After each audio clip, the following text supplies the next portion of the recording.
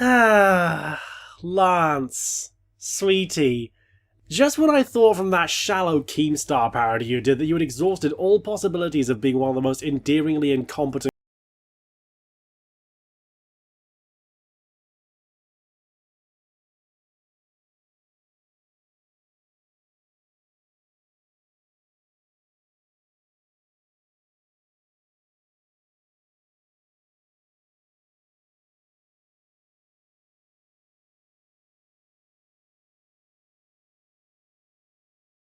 of a dick move for me to rip on this video after Lance took it down and has already expressed guilt at putting it out in the first place, there's a few things I want to bring up. Firstly, given how little time passed between the original video going up and Lance deep sixing it, combined with the dislike ratio on Blue Flame's re-upload of the video, I'm not really up for discounting the possibility that backlash was a factor in its removal, not just simple regret. Secondly, the fact that Lance openly admitted in his hiatus video that the video was nothing more than a knee-jerk reaction done when his mind wasn't clear, damn it, A. Salieri, why have you forsaken me? Is to me even more of an impetus for me to make criticisms clear. That he wants to distance himself from this video indicates that he wouldn't want to make this same mistake again, so how exactly is he, or indeed anyone else for that matter, supposed to avoid repeating history if he doesn't understand precisely why the video collapsed in on itself? I know there's plenty of people out there who see the whole constructive criticism thing as nothing more than a buzz phrase peddled by people who wouldn't know humour if it bit them in their engorged vulvas, but that doesn't mean it shouldn't be a reason for me to make a video.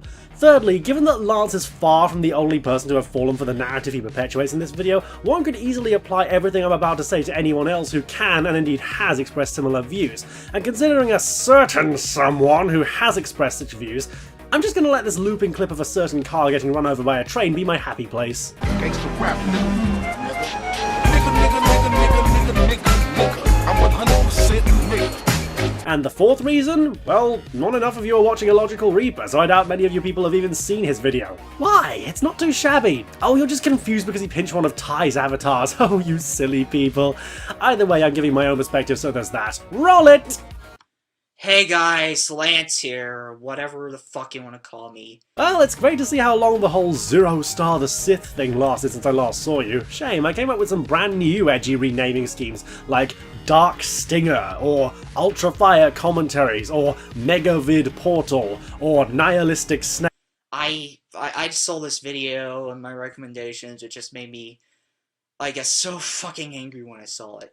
It's video from Doodle Tones, which reminded me how fucking low the CC has came this year. A single video in response to someone who kind of already has a reputation for saying some pretty silly things at the best of times is enough to make you lose your faith in this community. You know, I'm curious, what exactly is the liquid volume of Berg's Kool-Aid that Lance chugs down in this video? Oh dear God! I want to talk about a couple things that she said in the video. First off, this is gonna be in one take, so expect me to be, fucking shit in this, but... Hey, remember in the opening when I compared this video to A. Salieri's godfesteringly awful Where's the Fair Use rant? Yeah, I apparently wasn't exaggerating. Alright, I'm gonna go almost quasi-radio on this one. Time is of the essence, and I'm not gonna go search for too many images for this one. Sorry about that. I don't want to waste too much time on this stupid shit. Well, if I may draw back upon said intro, you know what they say about not understanding history, right? Anyway, she said that Berg will defend you only if you agree with his ideology. First off, I'm not sure if he's friends with her anymore, but he definitely supports Ponder Sprocket, which has, the exact opposite fucking, political beliefs that he does. If he really only, trusted conservatives, he wouldn't have supported fucking Ponder Sprocket, you fucking imbecile! Cower in fear before my insincere outrage and blind assumption that political ideology is the only factor in Doodle's perspective. Taking a page from MTR, but why are you even surprised that Berg did that? You know, considering that Ponder just so happens to have been vocally critical of a good number of people that Berg has held arbitrary grudges against, thanks to his overblown distaste for other people's alleged hubris. While she is one of the nicest people I've known, she can be Hulk mad if you say stupid crap. Youngblood Fantasy 91 got caught up by Ponder regarding the events involving Chambers of My Heart from some stupid incident in 2012. Youngblood admitted in defeat, implying that he chugged so much bop salt that he nearly had a myocardial infarction. In layman's terms, Youngblood almost had a heart attack. Imagine, A 24-year-old having a heart attack over nobody. That's pathetic. Now, granted, that's not the only reason Berg gave in his top 5, but let's play a bit of speculation here. If Ponder was to hypothetically keep her mouth shut about the things she did sound off about, would she really be anywhere near Berg's favourite commentators list, let alone the top of it? You know, that same list which happens to include a certain someone who's also been critical of those on Berg's mental shit list. It's not the political leaning that's the factor, it's the critical intent, and I know Berg isn't an unreasonable person, so I'll be fair and say that I'm not trying to say that Berg is wrong for liking Ponder, or that Ponder is wrong for being critical of Ryan and Hobbs. You know, different perspectives are a healthy thing, no matter how much I like the people being criticized. But what I am saying is that when you're looking at a guy whose impetus for defending Flippy of all people boils down to agreeing with him on Humbling the egos of Millsdorf Rittler, Youngblood Fantasy 91, M Skull 01, Jerry Pete, and Steven the Master, then frankly it's kind of your own problem if you're choosing to somehow think of that perspective as lacking in unnecessary bias. Also, she says, like, oh, you called me a social justice warrior. Really? Like, you blocked so many fucking people on Twitter. Like, that's an act that only a person which A, can't take criticism, or B, is someone who's a fucking social justice warrior. Yeah, Doodle is a social justice warrior for utilizing the block button in exactly the way it was intended to be used. Okay, I've really got to sound off about this because I don't think any other big name commentator has ever addressed this stupid taboo surrounding the block button. Incoming tirade. Incoming tirade. Incoming tirade. It's one thing if Doodle Tones actually did block people as a negative reaction to criticism, or indeed pulled an atheist Rue by having minuscule at best reasons to mass block a bunch of people, or if I may go a bit further back, another thing if she pulled a mysterious Mr. Enter by preemptively blocking random people on a completely different video, all because they expressed an opinion that they disagreed with. But you trying to spin it as if it was just a reaction to criticism alone is to me enough of an indicator that your entire impetus for this video was nothing more than, oh, I skimmed through Berg's video on Doodle Tones, then watched a few minutes of Doodle's own video while getting distracted by cheese or whatever, then spent the rest of the evening getting absolutely plastered. Hey, I don't blame you, I'd certainly like to try Jaeger bombs at some point. But getting back on track, motherfucker, take it from someone who's actually seen the kind of people that Doodle had to block, not to mention someone who was even on the receiving end of some of the bile that Metaca's fanbrats were spewing. I call major bullshit on this particular spin on the situation, and Berg, if you're watching, I'm addressing this to you just as much as I am to Lance, because I know you're aware of M-Skull and his latter-day content, so it seems kind of strange to me that you forgot about this little tidbit from his Hardcore Kid commentary. Ahem. I'm not going to say that what Doodle did in response to Jim's original video was the right thing to do, because even without factoring in how I don't consider it one of Doodle's better commentaries, at this point Jim only wants attention and he really does not deserve it. But that being said, if the comments that Doodle received in the wake of Jim passive-aggressively tweeting out her video are what you're referring to as criticism, why are you even remotely surprised that moderating the comments was on Doodle's mind? It's almost as if actual online harassment is exactly the reason why communication-based websites even give the option to block people and moderate user correspondence in the first place. I promise you, speaking as someone who also used to buy into this same blocking taboo, you would definitely not be of this mindset that blocking is such a bad thing in a vacuum if you were on the receiving end of those comments. And before you sound off about freedom of speech or censorship or indeed parrot Doodle's own ideology of free thought, let me just point out that those kind of ideals are merely about not being judged for what you like and at most not having your opinion be the sole reason to be scrutinized. It does not, however, mean that people have to listen to you, let alone host you, and the only people who sincerely believe otherwise are the same sensationalist losers who believe that literally anything that can remotely be seen as censorship is the second coming of Mecha Satan.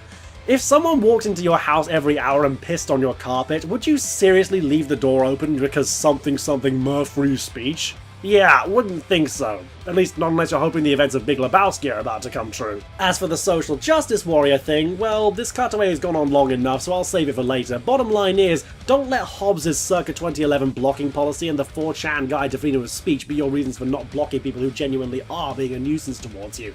As far as I'm concerned, if the person in question is only going to be trouble if they're kept around, don't feel guilty about blocking them. Because let's be completely honest here, they don't want a discussion, they want a fight. Don't give them that platform. Oh, fucking hell! And telling your critics to die? That's like one of the most immature, sipid things you can do. Sipid. Adjective, having a pleasing taste or flavour of agreeably distinctive character. Lance, if your senses are this mixed up, what exactly were you on when you made this video?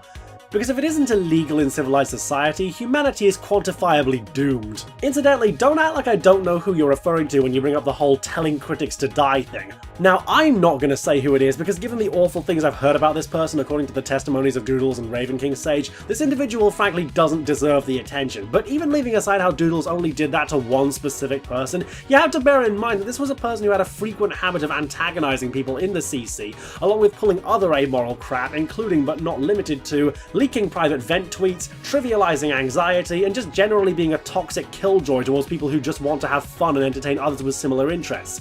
You know, that latter one being kind of a similar reason as to why people despise Metika and his army of brain-dead third-party individuals. Now, could Doodles have responded to it better? Well, yeah, obviously, but trying to spin this person's actions as being the actions of a mere critic is frankly expected of you at this point, given the whole disingenuous blocking tirade. I don't even care if that's a fucking word. I can't believe how low this community has came. And even if you were joking when you told them to die, that's still a fucking immature thing to say when you don't give any fucking context. Even if what you just said here was true, this is coming from the guy who literally a mere few seconds ago misrepresented the context as being about wishing death on multiple people who were criticizing, rather than, you know, one person who was only here to stir up trouble, to put it nicely. It's not funny at all. Like, you are just a stupid ass person. Okay, I think David spoke too soon. This needs to be a CC meme. Now quick, let's get to the observatory and find the planet of the ass people. I bet your hair grows out of the fucking bottom of your skull. That's how stupid you are. Also, another thing is that this fucking year, 2016, is the worst fucking year of the entire CC's history. Yes, even worse than 2013. Yeah, 2013 like had nothing going on, but at least when there was like the bandwagons of RTV and the Orion broadcast, at least they weren't like acting like fucking like social justice warriors, like you can't insult fetishes in a joke video. Incoming tirade. Incoming tirade. Incoming tirade. Lance, that is not the problem people had with Metika's video, and you damn well know it. Even leaving aside that what Jim does was meant as a joke is a pretty weak excuse given his overall attitude towards his targets, the thing that people were more often than not taking issue with was less the fact that he was critical towards DeviantArt inflation fetishists, and more the fact that he was passive-aggressively encouraging his fans to go to those people with his own negative perspective in mind, and at this point the term trite punching down ceases to be adequate. Hell, the fact that the only reason his fans knew about Doodles' video was through a tweet that basically said, "Oh no, it begins," hints at that notion much further. I remember one of his fan brats trying to defend him on my Twitter feed by saying, "Oh, well, people are okay with H3H3 doing the same thing, right?" The thing is, though, H3H3 does it to actually have fun and not swing his fan base around like a cudgel. The kind of videos he goes after are material that's already garnered a significant audience that likely wouldn't care about someone like Ethan, since they're more often than not outside the scope of a tiny name amateur like your average DeviantArt user. Jim, meanwhile, conveniently displays the usernames of nothing more than fundamentally harmless nobodies that you actually have to try to find for them to affect you. Ethan does not do that, or at the very least he doesn't intentionally do that. The bottom line is, the CC doesn't hate Jim for criticising fetishes, they hate him for witch hunting people. You've also all been patient enough, it's about time I address the social justice warrior thing, because this statement earlier basically confirms my suspicion that people like Lance and Berg only call people social justice warriors just to sound smart. Now no, they're not the only people to have used SJW as a buzzword both in and out of the CC, but it's especially bad when it's misapplied here, given that the only reasons you have for putting it out there are, oh, because she defended something I don't like, and oh, because she cut connections with a bunch of people that happen to be harassing her. And if those two criteria are enough for you to label someone an SJW, ideally hope you never become a big-name internet personality unless you're willing to change that mindset, because otherwise you might look like a bit of a hypocrite. And while I'm not going to profess that being a hypocrite is the same thing as being wrong, I'm also aware that's a fact that's lost on quite a few people, isn't it? The term isn't exactly clearly defined anywhere, even in academic dictionaries, so at least to me, a social justice warrior is best summed up as someone who starts from an unfounded pretense of good intentions, but combines those good intentions with radical left-wing beliefs as a means of appearing to outsiders as the moral high ground, so they can get away with outright bullying people. An example of this would be, say, Person A publicly states they aren't fundamentally in favour of gay marriage, but welcomes counter-arguments and otherwise wouldn't lose sleep over it getting made law. Person B has a ton of pent-up rage and decides to take it out on Person A by mislabeling this mild right-wing belief as bigotry, launching into numerous angry tirades and shame posts on Twitter, and putting out a whiny, angsty video that dismisses actual genuine counter-arguments by unironically saying that opinions can be wrong, and not, you know, the facts surrounding the opinion. Now, Berg, I refer back to that video of yours I referenced earlier because if the anecdote I just brought up sounds far-fetched to any of you people, well, you don't need to think that, because it actually happened. And more to the point, the Person B in this situation happened to be none other than M-Skull, someone who at the time was considered one of the most influential commentators in the entire community. The funniest part about all this when it's tied into Lance's bogus narrative? Guess when that whole debacle happened? That's right, 2013, the same year that Lance forgot to take off his nostalgia goggles for. I mean, Berg keeps going on about how the CC should disown Doodletones, but you know about what happened to M-Skull. Combine that with the assorted cases of Twitter harassment he also engaged in against people in and out of BOP around mid-2014, including your dear sweet Ponder Sprocket, and I'd have thought that you of all people would have understood that it takes a lot more for the CC to disassociate themselves from someone than just, "Wah, she defended something I don't like." Like, at least there were some good commentaries from that time period. For 2016, there's like barely any from this community. I find it really fucking hypocritical that people like Doodletones despise Leafy is here to the bottom of their hearts, yet she, like, puts out 19 fucking videos a day.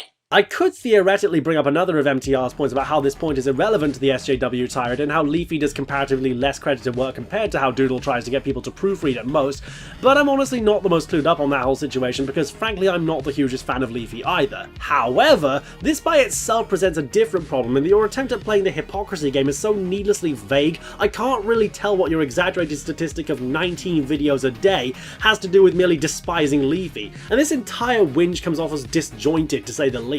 Could there be a connection? I'll admit it's a possibility, but you're the one who's giving this info, so you should be the one trying to sell me on this point, not your audience. So if people see this segment and think you're throwing different situations around as a desperate attempt at meaningless hypocrisy nodding, that's your own fault. I'm out of here. Goodbye. Goodbye. Apparently bye for quite a while given the hiatus announcement. I think I've said everything I need to say about the video itself, so let me just be a bit more general about this situation. People like Berg, who claim to be the authority of the CC, frankly have no business doing so, especially not since they pull that crap about how any kind of egotism is such a horrible thing while they give their dictations, and especially when they fall into that same category of poor soul who insincerely claims to not like the CC, yet constantly tries to associate themselves with it. Going back to my usual points from Mr. Sir Raven, let's be completely honest here. If you were actually concerned about the CC not being flooded with toxicity and self-perceived depravity, you'd be taking issue with the small fry who are only out to cause trouble, not the big-name commentators who you hold some vague, arbitrary grudge against, to the point of wanting to smear them by using your fanfiction as objective fact. And it's rather funny how the only people who actually seem this concerned about the overall state of the CC happen to be people who've been heavily criticised in the past. I'm not going to say that Doodle is perfect. Hell, I still have my one-shot on her up on my channel. I'm not one to think that. And like I said before, I honestly don't think the response she did that got her in this mess was one of her better videos. But when you're resorting to bending the facts alongside misquotations, along with outright lying about her motivations for what she did, why are you even surprised that the CC isn't going to disown her? I've already said it before, but it bears repeating. The CC certainly distanced itself from even their most influential figure, but that kind of action is only going to take place if the figure that they're disowning has done something that's actually despicable. We've distanced ourselves from many people for their past transgressions. Doxing, stalking, harassing, invading privacy, the works. And after all that, you people want this same community that has gone through far worse than this to disassociate themselves from Doodles, all because because she had fetishes. No, not even that. Because she defended fetishes and just so happened to distance herself from people who were less interested in constructive discourse and more interested in hurling abuse. Yeah, speaking as someone whose own self-admitted kinks aren't as exaggerated as I tend to joke about, if you honestly were repulsed by the CC of merely defending a fetish, I dread to think the hissy fit you'd pull with, well, basically anyone else in the CC that's been around for longer than Doodles. Fuck this noise, back to my happy place. Nigga, nigga, nigga, nigga, nigga, nigga, nigga. I'm 200% nigga.